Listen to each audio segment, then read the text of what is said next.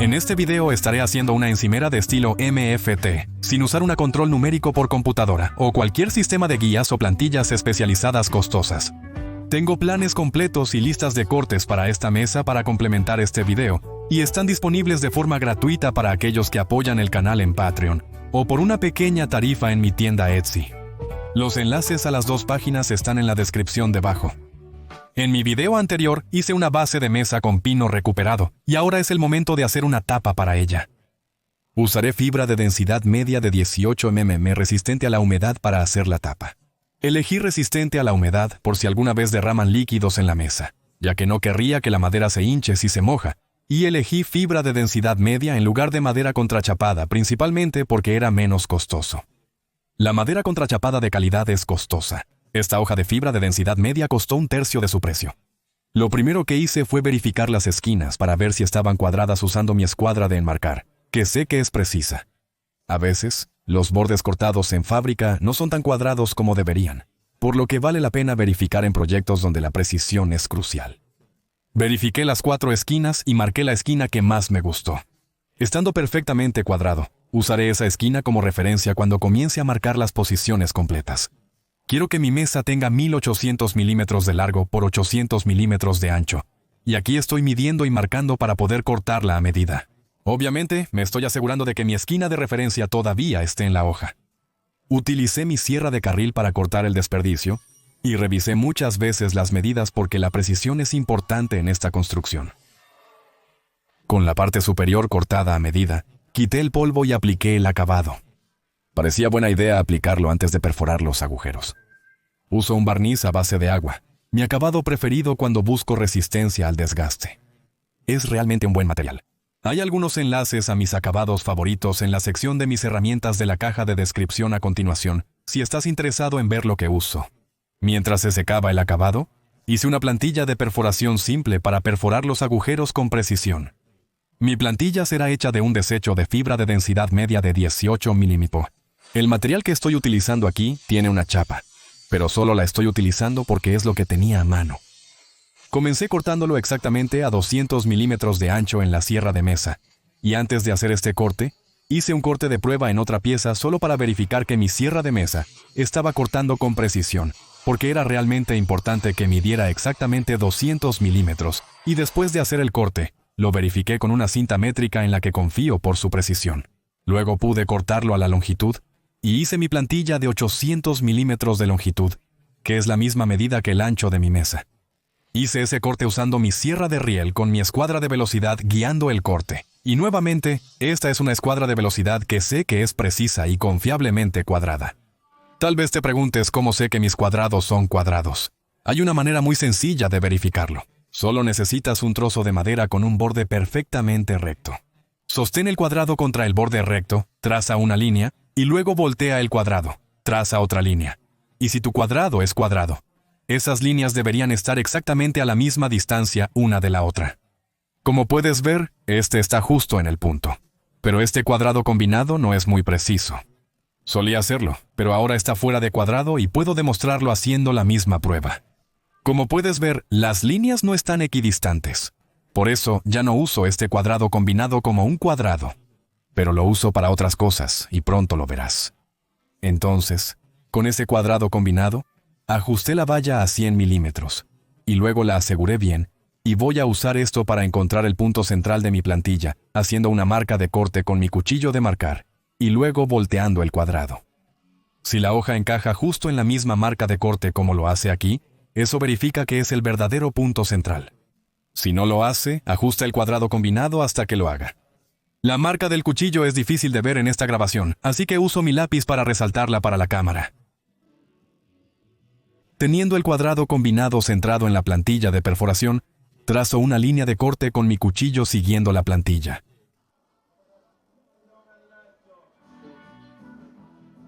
Luego, alineo mi regla de acero con el extremo de la plantilla y hago marcas con el cuchillo a lo largo de esa línea central cada 100 milímetros, asegurándome de hacerlo lo más preciso posible.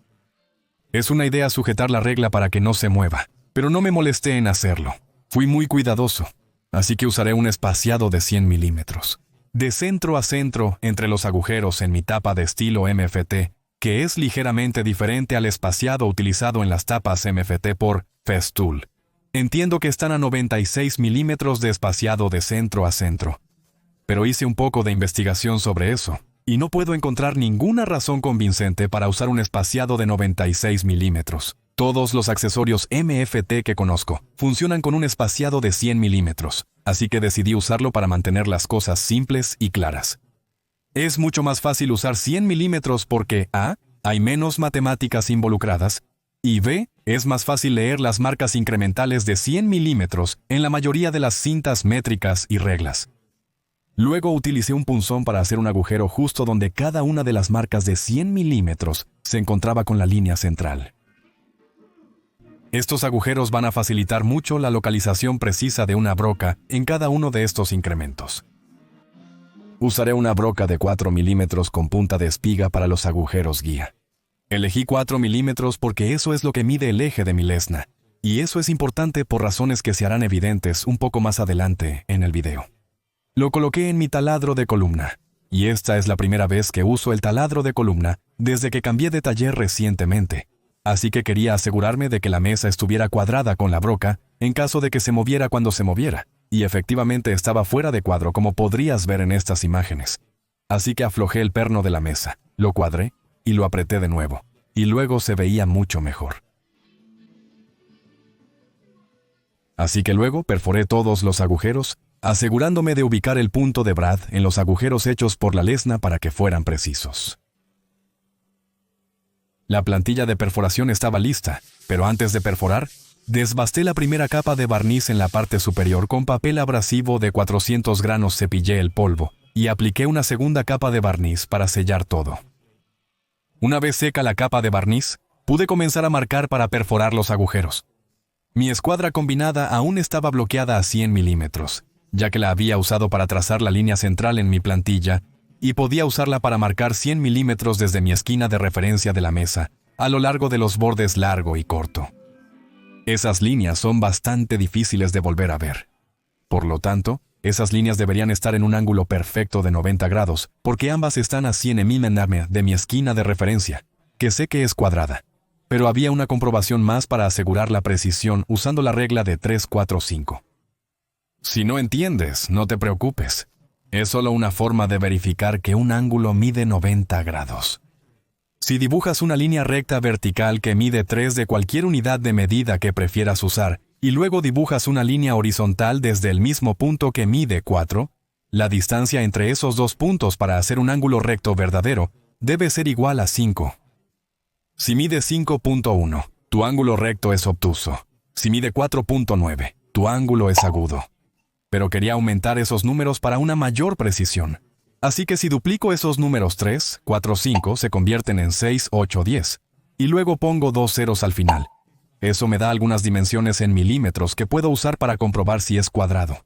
Pero como mi esquina está situada a 100 milímetros de cada borde, también voy a añadir otros 100 milímetros a cada una de esas cifras, lo que me da 700, 900 y 1100.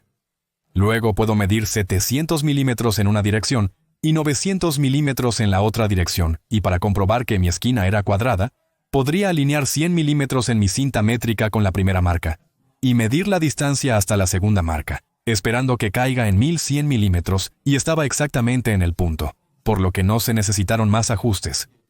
A continuación, simplemente puedo alinear mi plantilla al ras, con el borde corto en mi esquina de referencia, y sujetarla en su lugar, y luego, utilizando la broca de 4 milímetros en mi taladro, perforo los agujeros.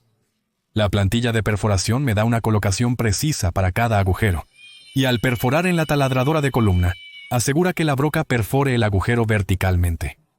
Con los 7 agujeros perforados para la primera fila, puedo poner mi lesna en el primer agujero, y esta es la razón por la que era importante hacer coincidir el tamaño de la broca con el grosor de mi lesna, y puedo girar la plantilla hasta que los bordes estén nuevamente al ras con los bordes de la mesa. Sujeté nuevamente la plantilla y perforé los agujeros a lo largo del borde largo. Luego, podía usar mi lesna para ubicar la plantilla en el primer agujero de la fila superior y trabajar hacia abajo. En estas imágenes, muevo la plantilla de la segunda a la tercera fila, colocándola con mi lesna en el primer orificio de la tercera fila. Luego puedo medir la distancia entre el borde corto de la parte superior y la plantilla en ambos lados para posicionarla con precisión. Como estoy en la tercera fila de agujeros, la medida desde el borde corto hasta la plantilla debía ser exactamente 200 milímetros. Luego pude sujetarlo en posición y perforar los agujeros de nuevo. Y luego en la cuarta fila donde la plantilla debía estar posicionada a 300 milímetros del borde corto. De hecho, puedes alinear la plantilla efectivamente a ojo, ya que su borde debe cubrir exactamente la mitad de cada agujero perforado en la fila anterior. Recomiendo verificar la distancia entre el borde corto y el de la plantilla antes de perforar, y luego repetir hasta completar todos los agujeros. Originalmente solo iba a tener 7 filas por 7 columnas, y iba a tener el resto de la superficie de la mesa como una superficie regular. Pero terminé cambiando de opinión y agregando más agujeros porque pensé que me daría más opciones en el futuro. A continuación, podría perforar los agujeros a su tamaño completo, y voy a usar una broca de barrena de 20 milímetros para perforar los agujeros, porque ese es el tamaño de los perros y accesorios que voy a usar, de los cuales hablaré más adelante en el video. Este juego de brocas de barrena es de Irwin. Puedes encontrar enlaces a él en la sección de mis herramientas de la descripción de abajo, si te interesa revisarlo. No es publicidad, los compré con mi dinero, pero me impresionaron tanto que pensé que valía la pena mencionarlos. Puede ser un poco complicado perforar agujeros grandes en fibra de densidad media, porque cuando la broca muerde las capas de madera laminada, esas capas pueden desgarrarse y eso significa que la broca se obstruye y deja de morder la madera para perforar correctamente. La mejor técnica que he encontrado es cambiar el taladro a su marcha baja para que taladre más despacio. Luego, aplica presión hacia abajo en la parte trasera del taladro para que la broca muerda el fibra de densidad media y taladre los agujeros de manera lenta y constante. También recomendaría simplemente comenzar el agujero en la parte superior, sin atravesarlo completamente, y luego voltear la parte superior y perforar desde la parte inferior. Eso deja un acabado limpio y agradable en ambos lados. Luego uso una fresa de avellanado en mi enrutador, para limpiar los bordes recién perforados de cada agujero. Puedes ver en estas imágenes que hay un poco de desgarro, y la fresa de avellanado lo arregla muy bien.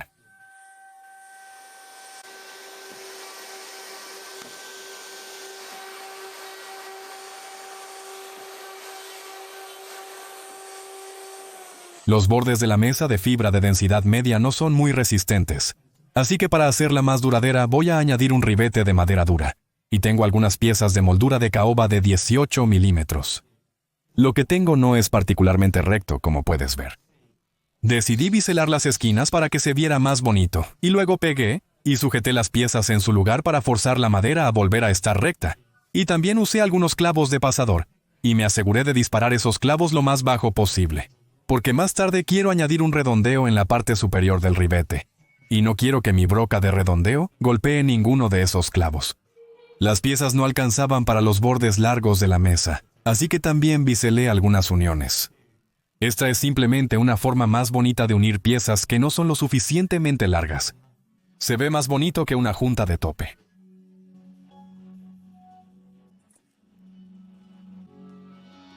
Quité el exceso de pegamento con un trapo mojado. Esperaba tener que pasar algún tiempo nivelando el marco del estante superior antes de agregar la parte superior del MFT, pero como lo ensamblé en un piso plano, en realidad se veía bastante bien cuando miraba a lo largo. Sin embargo, eliminé algunos puntos altos con un cepillo de mano para asegurar que la parte superior estuviera plana con respecto al marco.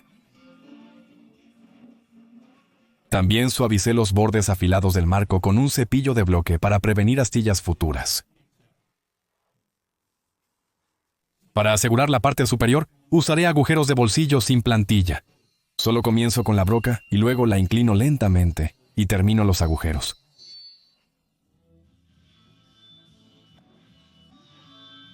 Luego puedo asegurarlo desde abajo con un tornillo lo suficientemente largo para agarrar el fibra de densidad media, pero no tan largo que perfore la superficie superior. El acabado se veía bien, pero en algunas áreas no estaba alineado con el fibra de densidad media, así que usé un cepillo de mano para nivelarlo. Luego, redondeé los bordes superiores del acabado para hacerlos más duraderos. Ahora quiero hablar sobre un error que cometí. Cuando diseñé esta mesa en SketchUp, me aseguré de que el marco de madera estuviera bien alejado de los agujeros en la parte superior de la MFT, tanto en las esquinas donde estaban las patas como en los soportes. Pero cuando construí la mesa, olvidé completamente posicionar las piezas de refuerzo según las dimensiones del dibujo. En su lugar las espacié uniformemente sin pensar correctamente. Eso fue estúpido. Esto significaba que cuando ajusté la parte superior, algunos de los agujeros estaban justo encima de los soportes, así que tenía dos opciones. Podría intentar quitar y luego mover esas piezas de refuerzo, sacando los tornillos y golpeándolos con un martillo para intentar romper las juntas de pegamento. O simplemente podría perforar los agujeros a través de la madera, y opté por la última opción. No estoy completamente seguro en este momento si eso va a estar bien con los accesorios que uso en el futuro, por lo que podría terminar quitando y reinstalando las piezas de refuerzo basándome en las dimensiones de mi dibujo original. Pero en esta etapa nunca he usado una mesa MFT, así que le daré algo de tiempo y veré cómo va. Finalmente, quiero hablar brevemente sobre los accesorios MFT, que planeo usar en el futuro, y aquí están. Todos estos provienen de benchdogs.toco, una empresa con sede en el Reino Unido que diseña y fabrica estos. Me enteré de ellos a través de uno de los videos del taller de 10 minutos de Peter Millard, y también por un video en el canal Bish Bash Bosh. Enlazaré ambos videos a continuación. Definitivamente deberías echar un vistazo a ambos canales si aún no estás familiarizado con ellos. Ambos son usuarios experimentados de MFT, a diferencia de mí, ya que soy muy novato. Estos accesorios para perros y cercas son de excelente calidad y tienen un precio muy razonable. Aquí tengo una cerca de 1 metro con algunas paradas de bandera giratorias para cortes precisos repetibles. Y si mi parte superior es realmente precisa, lo que debería ser, debería poder posicionar esto en cualquier lugar de la parte superior. Y parece que está funcionando, lo cual es agradable. Luego tengo estos protectores superiores que puedo instalar para crear un espacio de aire entre la hoja de mi sierra de riel y la mesa, para que no la corte. Y perros de varios tamaños. Y estos vienen con collares también. Y estos se muestran en los videos mencionados anteriormente por Peter y Bish Bash Bosh. Esos van a ser realmente útiles. Y también tengo algunos perros de guía de riel que se insertan en los rieles guía de la sierra de riel. Usaré principalmente la parte superior de MFT para cortar láminas de materiales, pudiendo hacer cortes cuadrados y a 45 grados de forma rápida y precisa. Todavía necesito familiarizarme con todo lo demás que una mesa MFT puede hacer. Probablemente hay muchas cosas que puede hacer que aún no conozco si eres un usuario de MFT y quieres compartir conmigo cualquier enlace de video de YouTube que me ayude a educarme. Por favor, hazlo en términos de precisión. Esta parte superior de MFT va a ser más precisa de lo que jamás necesitaría ser. Ciertamente bien dentro de mis niveles de tolerancia. De todos modos, espero que hayas disfrutado este video. Espero que te haya sido útil. Suscríbete para más videos semanales de carpintería. Si deseas acceso anticipado a mis videos, contenido exclusivo, planes y listas de cortes gratuitos y crédito al final de mis videos, puedes apoyar el canal en Patreon. Enlace en la descripción. Gracias por ver.